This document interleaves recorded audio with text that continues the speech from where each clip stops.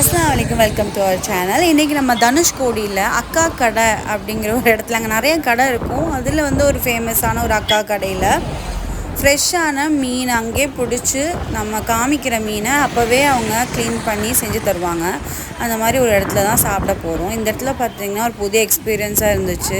இங்கே பாத்ரூம் கிடையாது, ஒன்றுமே கிடையாது. அவங்க ஒரு ஐஸ் பெட்டி, கரண்ட்டும் கிடையாது. இவங்க எல்லாமே சோலார்லேருந்து தான் இவங்க இந்த கரண்ட்லாம் எடுக்கிறாங்க. நம்ம ஃபோன் சார்ஜ் பண்ணணுன்னா கூட அவங்க சோலார்லேருந்து அவங்க ஃப்ளக்லாம் ரெடி பண்ணி வச்சுருக்காங்க. நம்ம காமிக்கிற மீன் எடுத்து அவங்க அப்போவே ஆஞ்சு க்ளீன் பண்ணி நமக்கு ஃப்ரெஷ்ஷாக மீன் ஆனமும் எத்தனை பேருக்கு சோறு வேணும்னு கேட்பாங்க. ஃபஸ்ட்டு நம்ம சொல்லிட்டோம்னா ஃப்ரெஷ்ஷாக சோறு வடித்து எல்லாமே அவங்க ஃப்ரெஷ்ஷாகவே செஞ்சு தருவாங்க. ரொம்பவே வீட்டில் சமைச்சு சாப்பிட்டா எப்படி இருக்குமோ அதே மாதிரி இருந்துச்சு. ரொம்ப டேஸ்ட்டாகவும் இருந்துச்சு. நமக்கு தேவையான அளவுக்கு காரம் லெவல்லாம் வந்து அவங்ககிட்ட சொல்லிட்டோன்னா அவங்க இதுக்கு ஏற்ற மாதிரி போட்டு செஞ்சு தந்துடுவாங்க. இன்றைக்கி நம்ம பெரிய மீன், சின்ன மீனுன்னு சொல்லிட்டு நிறைய மீன் ஆர்டர் பண்ணியிருந்தோம். இது இல்லாமல் எறா ஆர்டர் பண்ணியிருந்தோம். எல்லாமே வந்து ரொம்ப ஃப்ரெஷ்ஷாக அழகாக ப்ரிப்பேர் பண்ணி தந்தாங்க. இவங்க வாழ்கிற இடம் பார்த்திங்கன்னா இங்கே தான். இங்கே நிறையா வந்து சிவிலியன்ஸ்லாம் இல்லை, எல்லாருமே காலி பண்ணி ராமேஸ்வரத்துக்கு போயிட்டாங்க.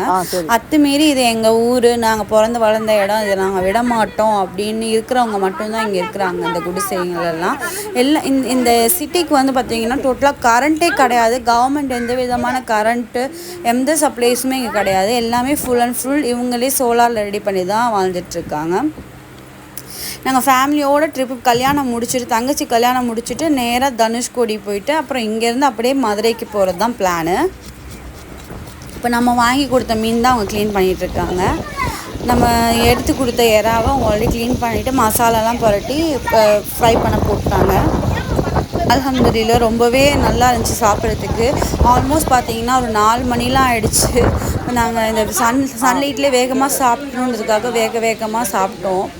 ஏன்னா இருட்டாயிடுச்சுன்னா நமக்கு ஒன்றுமே தெரியாது. தனுஷ்கோடிலேருந்து சீக்கிரமாக வெளியே போகணும் அப்படின்றதுக்காக ஃபாஸ்ட்டாக சாப்பிட்டு இங்கேருந்து கிளம்பிட்டோம்.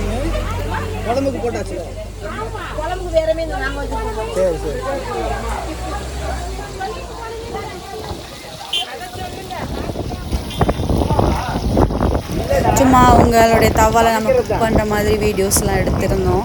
ரொம்ப ஃபன்னாக இருந்துச்சு. சோறுடைய சூடு பாருங்களேன். நம்ம சொன்னோன்னு தான் அவங்க சோறே வடித்தாங்க. அப்படி கொதிக்க இருந்துச்சு சோறுங்கெல்லாம்.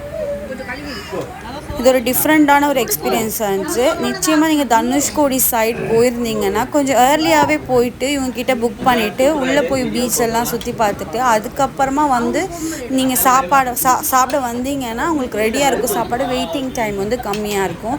கண்டிப்பாக ஒரு வாட்டியாவது நீங்கள் ட்ரை பண்ணி பாருங்கள் இந்த மாதிரி ஒரு எக்ஸ்பீரியன்ஸ். ஒரு ஹோட்டலில் போய் உட்காந்து சாப்பிட்றத விட நம்ம வீட்டில் நம்ம சமைச்சு சாப்பிடும்போது எப்படி இருக்குமோ அதே மாதிரி ஒரு எக்ஸ்பீரியன்ஸாக இருக்கும். ஒரு மஸ்ட் ட்ரைன்னு தான் நான் சொல்லுவேன். இன்ஷா அல்லாஹ் நம்ம நாளைக்கு பார்த்திங்கன்னா மதுரைக்கு போகிறோம். அந்த மதுரை vlog நம்ம பார்க்கலாம். Until then, bye. Assalamu alaikum. Stay tuned.